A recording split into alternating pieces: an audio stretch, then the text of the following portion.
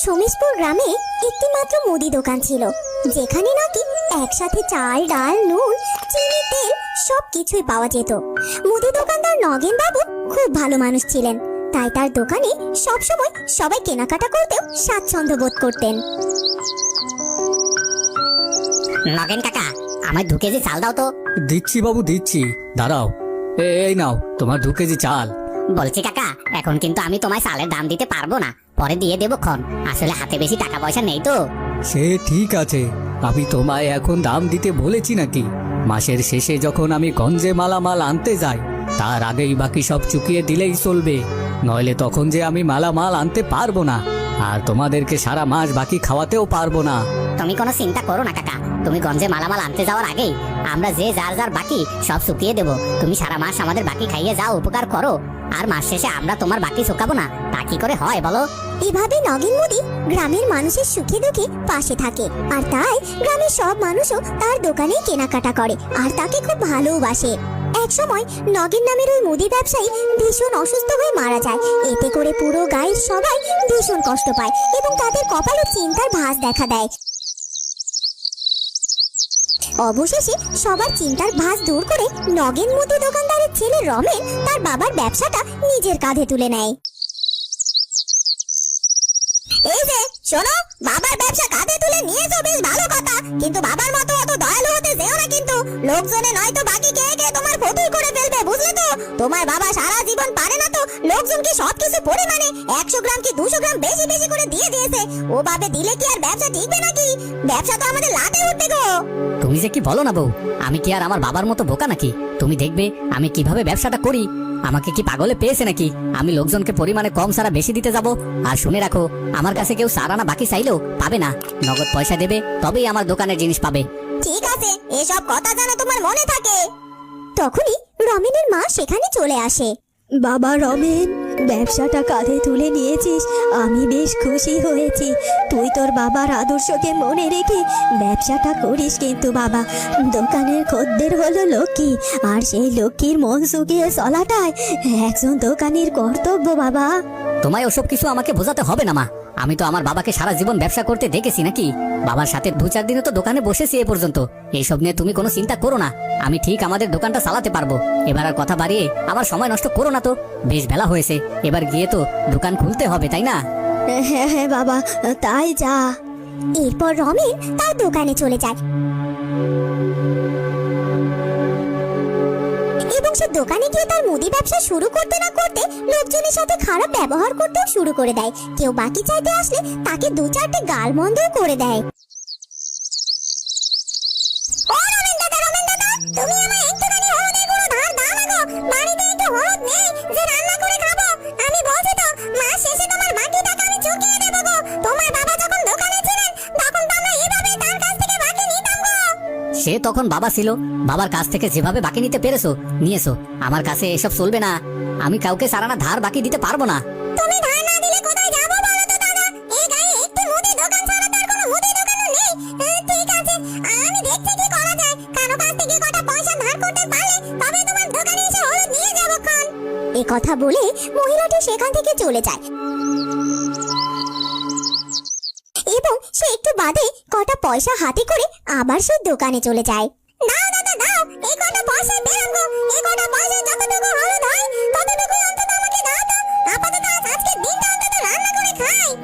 এরপর রমেন মহিলাটির দেওয়া সে অল্প পয়সার সামান্য কিছু হলুদ বিক্রি করে, তবুও সে বাকি দেয় না।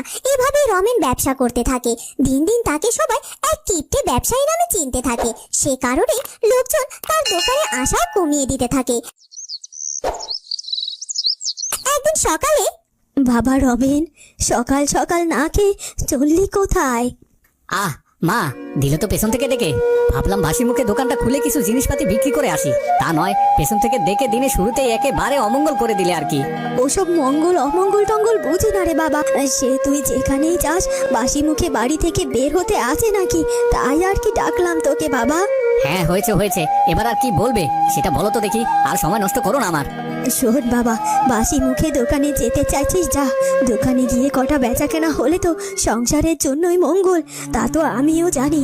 কিন্তু তুই যেভাবে ব্যবসা করছিস তাতে দিনে দিনে লোকেরা তোর দোকানে আসা তো একেবারে বন্ধ করে দিচ্ছে রে বাবা। কেন মা, আমি কিভাবে ব্যবসা করছি যে লোকেরা আমার দোকানে আসতে চাইবে না? তুই যে সব খদ্দেরের সাথে কিপটামি করিস, এসব নিয়ে লোকে যে তোর পেছনে আলোচনা সমালোচনা করে, আবার তুই নাকি চাল ডাল নুন চিনি পরিমাপে লোকেদেরকে কম দিস। রাখো তো ওসব বাজে কথা, সকাল সকাল এসব বাজে বকে আমার কান মাথা খেও না তোমা। এই কথা বলে রমেন তার দোকানে চলে যায় এবং সে দোকান খুলে সকাল থেকে দুপুর অবধি বসে থাকে, কিন্তু ততক্ষণে কোনো লোক তার দোকানেই আসে না। দূর দূর, সেই সকাল থেকে দোকানে বসে মাছি তাড়াচ্ছি, এদিকে পেট শুকিয়ে যে আমসত্ব হতে চলেছে, তবুও কোনো খদ্দেরের দেখা পেলাম না। আজ লোকেদের কি মুদি দোকানে কোনো দরকার নেই নাকি? ওই তো একটা লোক দেখা যাচ্ছে, দেখি এদিকে আসে কিনা। রমেনদা, আরে ও রমেনদা, কি করছো কি দোকানে বসে? মাছি তাড়াচ্ছ নাকি? কেন আমি দোকানে বসে মাছি তাড়াতে যাব কেন? আমার দোকানে খদ্দের আসে না নাকি? এই তো একটু আগে কতজন কত কিছু নিয়ে গেল, এবার তোমার কিছু লাগবে নাকি সেটা বলো। না না না না, আমার কিছুই লাগবে না। এই দেখো, আমি গঞ্জ থেকে স্বল্প মূল্যে কত কিছু কিনে নিয়ে এসেছি, শুধু শুধু তোমার দোকানে সরা মূল্যে সবকিছু কিনে খেতে যাব কেন বলো তো? এই কথা বলে লোকটি সেখান থেকে চলে যায়। যা বাবা, এদের আবার কি হলো? এরা এখন আমায় বাদ দিয়ে গঞ্জে থেকে কেনাকাটা করা শুরু করলো নাকি? এভাবে দিন কাটতে থাকে। দিনকে দিন রমেনের দোকানের সবকিছু নষ্ট হতে থাকে, তবুও কোনো লোক এসে সেগুলো কিনতে চায় না। সবাই কষ্ট করে হলেও গঞ্জ থেকে সবকিছু কিনে নিয়ে আসে। কি গো, দোকানের অবস্থা তো একেবারে খারাপ, দোকানে তো কোনো এখন লোকই আসে না দেখছি। সব হয়েছে তোমার জন্য বউ, এই সব কিছুর জন্য দায়ী তুমি। তুমি তো আমাকে প্রথম দিনই শিখিয়ে দিয়েছিলে কি করে আমার ব্যবসাটা করতে হবে। আজ তোমার কথা শুনে ব্যবসা করেই আমার ব্যবসা আজকে লাঠে উঠেছে। আর বাবা বেঁচে থাকতে এই দোকানে সব সময় খদ্দের রমরমা করতো। এখন যত দোষ নন্দ ঘোষ, তাই তো? এতই যখন বুঝেছিলে তাহলে তোমার বাবার মতো ব্যবসাটা করনি কেন শুনি? আমার কথা শুনে তোমার কিপটামিটা করতে কে বলেছিল? জানি না, আমি কিছুই জানি না। এবার আমাকে শুধু ভাবতে হবে কি করলে আমার দোকানের পুরনো সব খদ্দের ফিরে আনা যাবে। তখনই সেখানে রমেনের মা চলে আসে। শোন বাবা, আমি তো তোকে প্রথম দিনেই বলেছিলাম তোর বাবার আদর্শটাকে ধরে রাখতে, আর এটাও তো বলেছিলাম যে খদ্দের হলো দোকানের লক্ষ্মী, খদ্দেরের মন জুগিয়ে চলতে হয় সব সময়। আর খদ্দের যদি কোনো বাকি নেয় এক সময় না এক সময় সে বাকি তো অবশ্যই চুকিয়ে দেবে, তবে তাকে ফিরিয়ে দিয়ে ব্যবসার ক্ষতি করার কোনো যুক্তি কি আছে? কিন্তু তুই তো আমার কোনো কথাই শুনলি না। আমার ভুল হয়ে গেছে মা, আমি আমার ভুল বুঝতে পেরেছি। কিপটামি করার চরম শাস্তিতে ভুগছি আমি। এবার তুমি আমায় শিখিয়ে দাও না মা, কি করে আমি আমার দোকানের পুরনো খদ্দেরকে ফিরিয়ে আনতে পারবো। শোন বাবা, খদ্দের তো তোর উপর অসন্তুষ্ট হয়েছে, তাই তো তোর দোকান থেকে মুখ ফিরিয়ে নিয়েছে। এবার তোকে এমন কিছু করতে হবে যেন তোর দোকানে তারা হুমড়ি খেয়ে এসে পড়ে। তোর দোকানে এখন যা জিনিসপত্র আছে সব জিনিস তো নষ্ট হতে চলেছে, তাই তোর দোকানে একটু ক্ষতি হলেও সেগুলো তুই বিনামূল্যে সবাইকে বিলি করে দে। তারপর নতুন জিনিস এনে তোর বাবার মতো স্বল্প মূল্যে সবাইকে দেওয়ার চেষ্টা করবি। দেখবি সবাই তোর দোকানে এসে আবার কেনাকাটা করতে শুরু করেছে। ঠিক আছে মা, আমি তাই করব।